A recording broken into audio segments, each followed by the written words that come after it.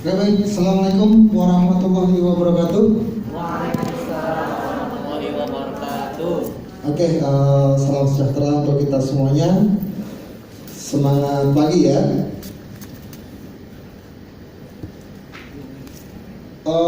Ini nanti kita akan mengenal tentang struktur dan kepengurusan OSIS di SMP Negeri 230 Jakarta ya. Jadi tadi seperti yang dikatakan Kak Rido bahwa sebelum ini tadi kita sudah mendengarkan materi dari Ibu Ajeng, yaitu tentang kepemimpinan ya, dan juga etika pemimpin. Nanti tentu diharapkan dalam materi itu tadi kalian mempunyai jiwa-jiwa kepemimpinan ya, seperti itu. Sudah mulai lagi ya, karena sudah break, jadi sudah harus semangat lagi ya. Seperti kemarin, nanti kalau Bapak bilang selamat pagi, jawabannya gimana? Pagi, pagi, pagi, luar biasa ya. Selamat pagi. Pagi, pagi, pagi, Luar biasa. Sekarang ditambah SMP 230 Jaya ya. Jadi selamat pagi, pagi, pagi, pagi, luar biasa. SMP 230 Jaya ya. Selamat pagi. Pagi, pagi, pagi, luar biasa. SMP Negeri 230 Jaya. Oke, tepuk tangan untuk kita semuanya. Oke, Bapak izin sambil duduk aja ya, karena nggak ada yang itu.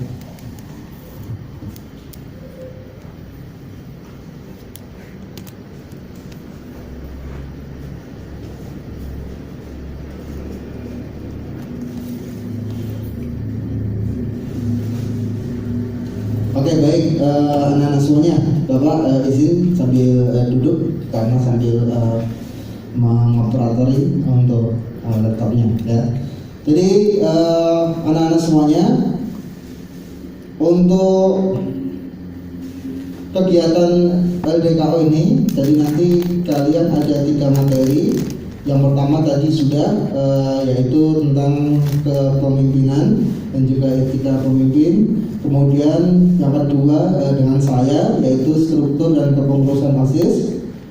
Dan nanti yang ketiga adalah keimanan dan ketakwaan ya, dengan narasumber nanti Bapak Somad, Abdul Somad, dan juga Ibu Helmi Banggaribuan. Jadi nanti untuk yang muslim nanti kita dengan Bapak Somad, kemudian untuk yang non muslim nanti dengan Ibu Helmi Banggaribuan ya, seperti itu. Sesuai dengan jadwal yang telah Bapak share di dalam grup kemarin. Baik, kita mulai tentang struktur dan kepengurusan OSIS di SMP Negeri 230 Jakarta.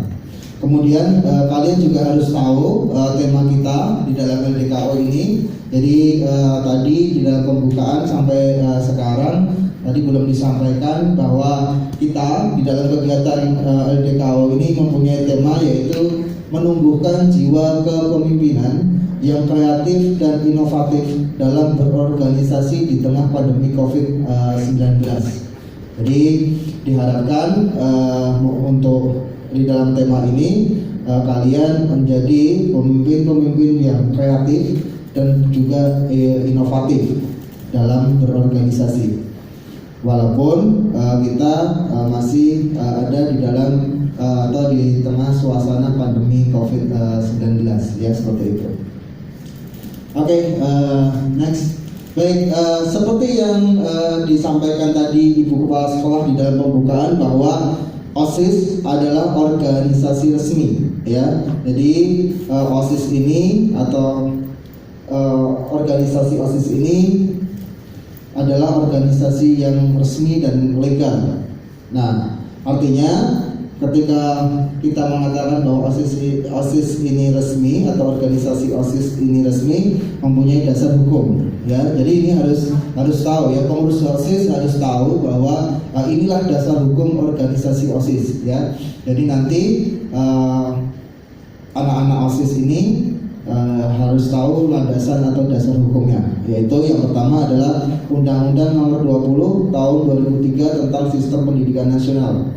Kemudian yang kedua adalah Peraturan Pemerintah Nomor 19 Tahun 2005 tentang Standar Nasional Pendidikan. Kemudian yang tiga adalah Permendiknas Nomor 23 Tahun 2006 tentang Standar Kompetensi Lulusan. Kemudian yang keempat adalah Permendiknas Nomor 19 Tahun 2007 tentang Standar Pengelolaan. Dan yang poin kelima adalah Permendiknas Nomor 39 Tahun 2008 tentang Pembinaan Kesiswaan. Kemudian yang keenam adalah Buku Panduan OSIS terbitan Kemendiknas tahun 2011. Diharapkan ini nanti untuk semua pengurus OSIS bisa dihafalkan di luar kepala, ya. Jadi nanti ketika ada yang menanyakan ini OSIS dasar hukumnya apa, ini langsung bisa menjelaskan, ya, di luar kepala untuk 6 poin ini. Oh, jadi dasar hukumnya adalah Undang-Undang Nomor 20 sekian sampai dengan poin ke-6, ya, seperti itu. Nanti bisa ditulis atau bisa dicatat, ya, seperti itu. Nah, kemudian ketika kita sudah mengenal atau kita sudah tahu dasar hukum tentang OSIS, nah sekarang kalian ini kan kemarin sudah mendaftar OSIS. Nah, jangan sampai kalian tidak tahu apa sih itu organisasi OSIS, ya. Jangan sampai hanya taunya oh OSIS pokoknya berarti kalau ada lomba pasti ikut ngatur. Oh, kalau pas lagi ada kegiatan, oh yang pakai rompi gitu-gitu, ya, yang saya lihat. Jadi harus tahu apa sih itu organisasi OSIS, ya. Saya pengen ngetes ya. Jadi apa yang ada di kepala kalian tentang organisasi OSIS ini, ya. Bunga kita yang mana bunga kita? Nah, apa sih OSIS, coba? Jadi sampaikan yang kencang apa yang ada di kepalamu tentang apa sih itu organisasi OSIS. OSIS adalah organisasi sekolah yang mengelola seluruh kegiatan yang ada di sekolah, mengatur dan mengelola semua kegiatan. Oke, tepuk tangan untuk Bunga.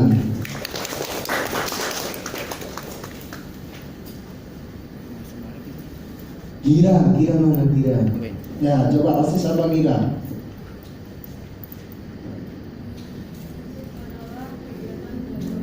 Kurang kencang, stop, kencangin lagi. OSIS adalah kegiatan mengelola sesuatu di kegiatan atau acara yang ada di sekolah. Oke, poinnya tepuk tangan dulu untuk Gracia.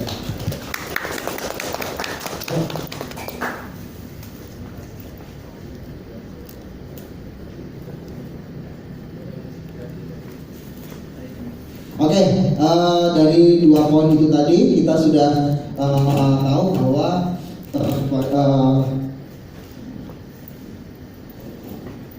untuk organisasi OSIS itu, ya, tentang lomba, kemudian bisa mengatur kegiatan-kegiatan.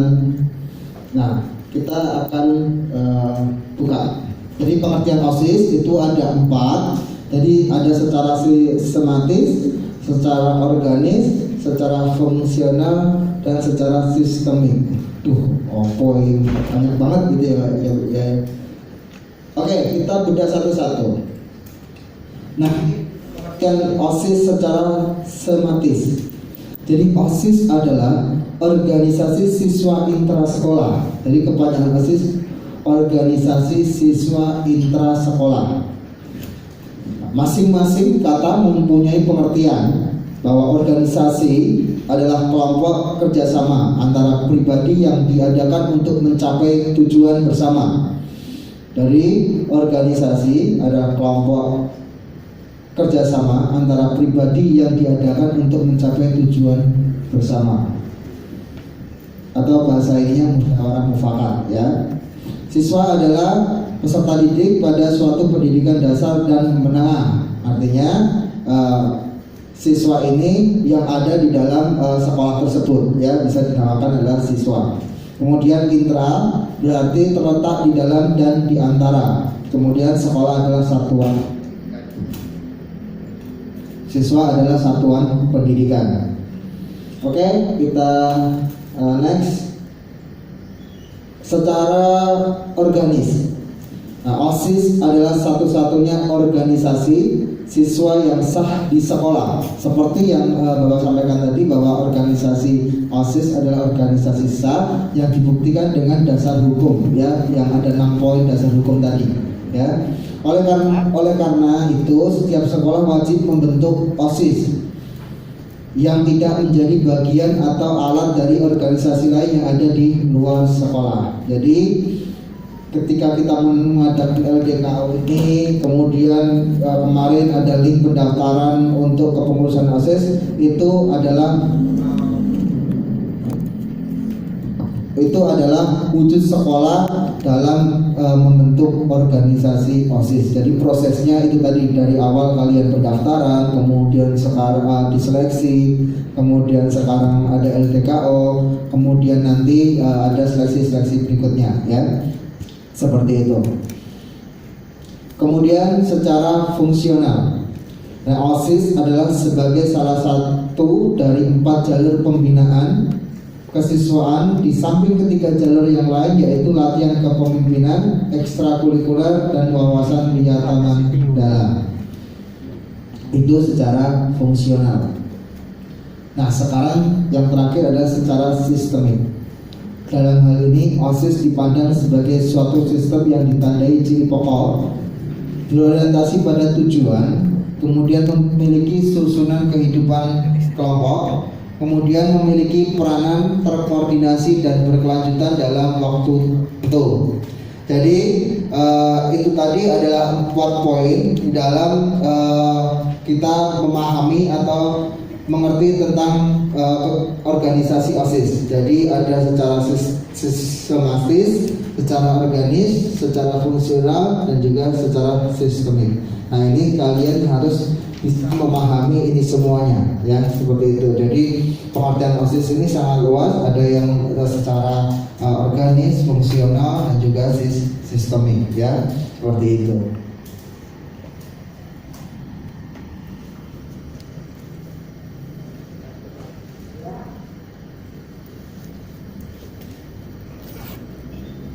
Nah, sekarang kita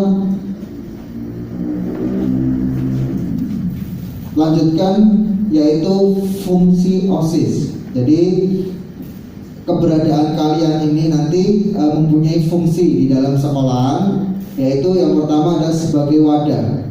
Jadi wadah para siswa bersama jalur pembinaan yang lain untuk mendukung tercapainya tujuan pembinaan siswa. Jadi kalian memfasilitasi wadah untuk mendukung pembinaan, tujuannya untuk mendukung pembinaan siswa. Kemudian sebagai motivator, nah ini perangsang yang menyebabkan lahirnya keinginan dan semangat. Jadi fungsi OSIS ini kan sebagai motivator. Jadi kalian juga harus mempunyai semangat dulu ya. Jadi anak-anak OSIS ini harus mempunyai semangat yang lebih dari teman-temannya.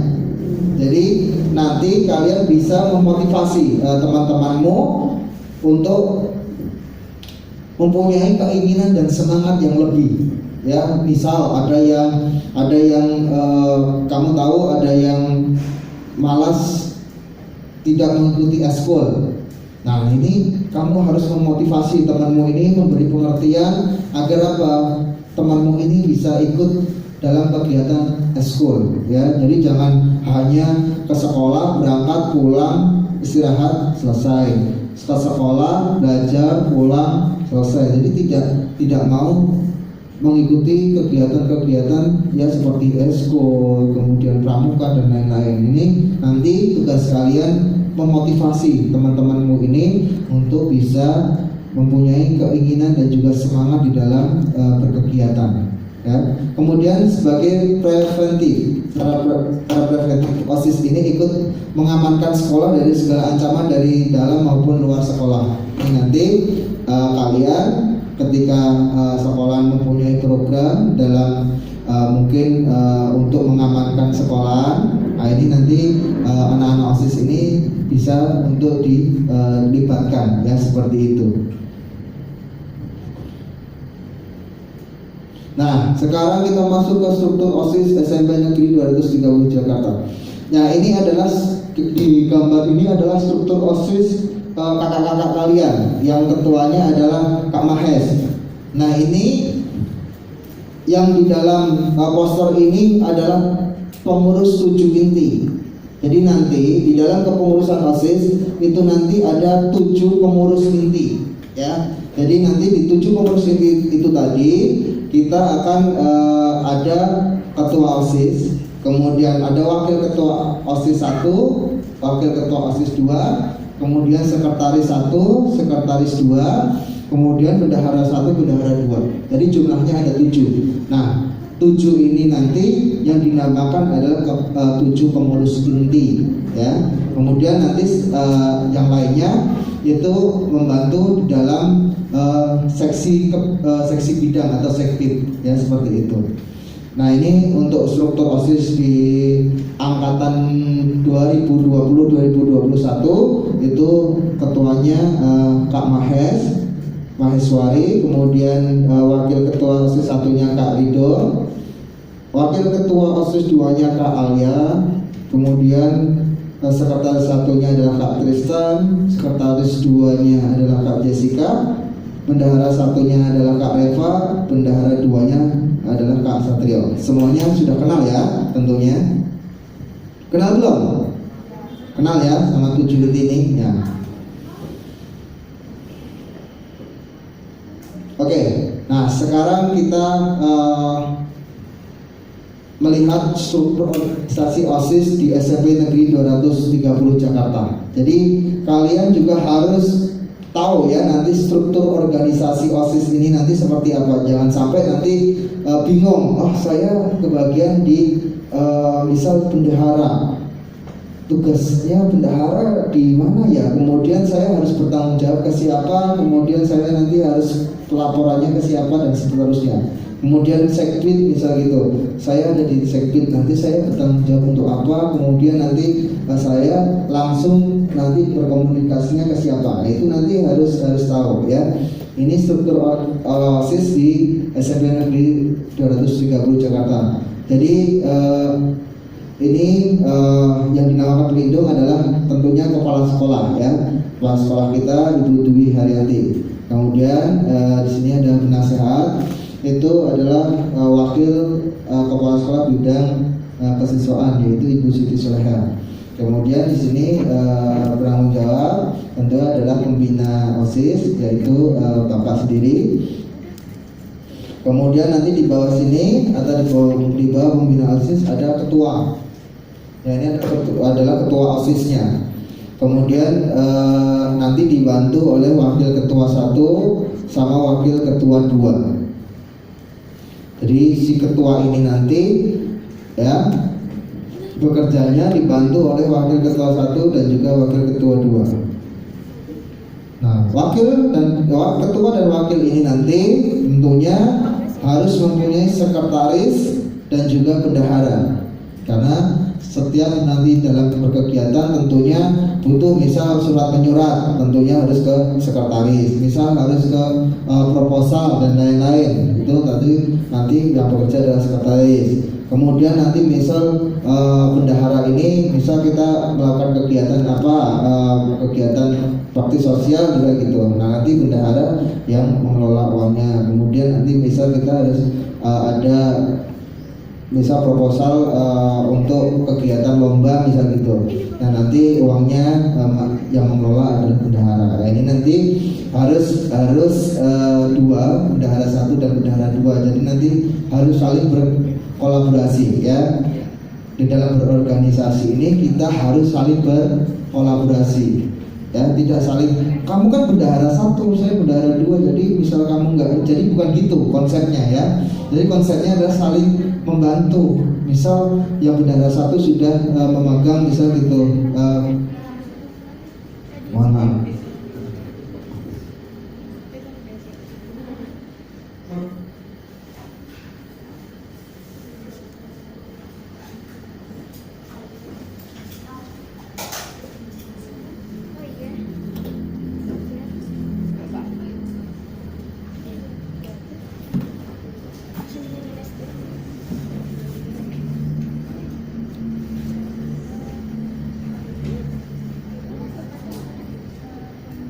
Sedikit baterainya low bed ya. Jadi konsepnya seperti itu ya. Misal sekretaris 1, sekretaris 2, bukan terus misal sekretaris kalau ada apa-apa ya sekretaris 1 dulu, saya kan sekretaris 2, kamu yang harus mengerjakan juga, bukan gitu ya. Nanti malah jatuhnya rebutan akhirnya ya, nggak bisa bekerja sama. Jadi nanti misal sudah terpilih 7 inti ini, nanti misal sekretaris 1 dan sekretaris 2 nanti belajarlah dengan kakak kalian yang di 7 inti yang tadi, yang di bendahara, yang di sekretaris 1 dan 2. Jadi jangan malu dalam bertanya ya, seperti itu kepada kakak-kakaknya. Kemudian di sini 7 inti nanti kita sebar ya, kita bagi ada 8 segbit atau seksi bidang. Nah itu yang pertama adalah bidang keimanan dan ketakwaan. Kemudian bidang berbangsa dan bernegara. Kemudian bidang bela negara. Kemudian bidang budi pekerti. Kemudian bidang politik dan kepemimpinan. Kemudian bidang keterampilan dan kewirausahaan. Yang ketujuh adalah bidang kesegaran jasmani dan juga rohani. Kemudian yang terakhir adalah bidang persepsi dan karya seni. Nah ini 8 segbit ini penting ya. Jadi jangan berpikiran bahwa yang menjadi pionir penting itu 7 inti ini, yang segbit ini hanya sebagai pelengkap. Salah. Jadi program-program yang ada itu munculnya dari segbit ini. Jadi segbit harus mempunyai program-program. Misal ada di dalam, misal saya masuk di bidang kesegaran jasmani dan rohani, tentunya kalian di segbit ini harus mempunyai program bahwa misal berarti harus mengadakan acara misal kelas meeting misal seperti itu ya. Berarti olahraga, nah itu nanti jatuhnya di segbit kesegaran jasmani di bidang olahraga. Misal ada mau menyelenggarakan pentas seni, nah ini segbit persepsi dan juga karya seni ini harus menciptakan program itu. Kemudian nanti mungkin bisa bekerja sama dengan guru mapel ya. Misal kayak di bidang seni bisa nanti bekerja sama dengan, misal menghubungi bapak ibu guru di mata pelajaran seni, bisa dengan Pak Arlen seperti itu ya. Ada Pak Alsef, ada Bu Rahma ya, seperti itu. Ada Bu Tios, Putih Guru tua ya, seperti itu ya. Misal nanti di bidang olahragaan bisa nanti dengan saya seperti itu, Pak saya mempunyai program seperti itu ya. Bisa dengan misal ya guru olahraga yang lain seperti itu. Jadi ini penting ya, 8 segbit ini kan, seperti itu. Di samping 7 inti ini, 7 pengurus inti nanti, nah ini di 8 segbit ini juga penting ya, seperti itu. Jadi harus memunculkan kegiatan-kegiatan itu dari segbit-segbit ini ya, seperti itu. Nah sekarang masuk ke tugas. Udah habis ya, tugas OSIS ya. Lagi.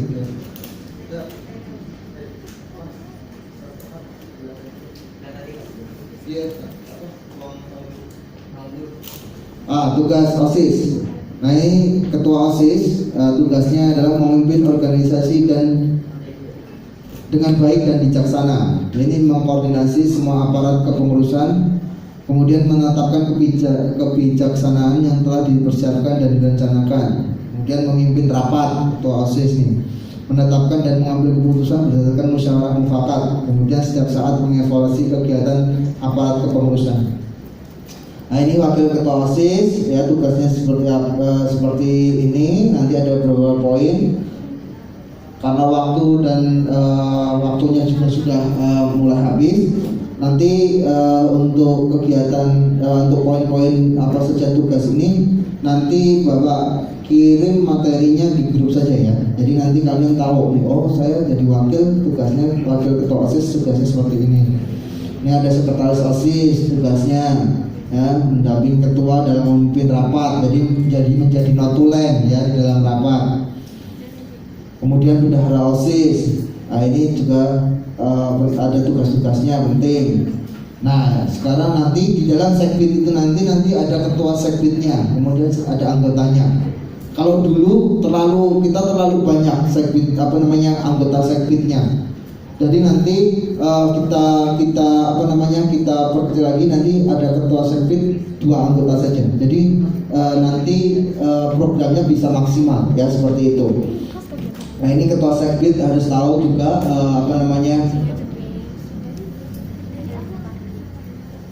tugas-tugasnya ya seperti itu. Nanti bagaimana cara kalian harus menentukan program-program kalian ya seperti itu. Jadi nanti seperti yang Bapak sampaikan tadi dalam struktur, bahwa nanti di 31 ini nanti kita harus mempunyai 7 pengurus inti ya, 7 pengurus inti OSIS. Kemudian nanti bila di 7 pengurus inti OSIS itu tadi ada ketua, ada wakil ketua 1, wakil ketua 2, ada sekretaris 1, sekretaris 2, ada bendahara 1, bendahara 2. Pas ya 7 ya.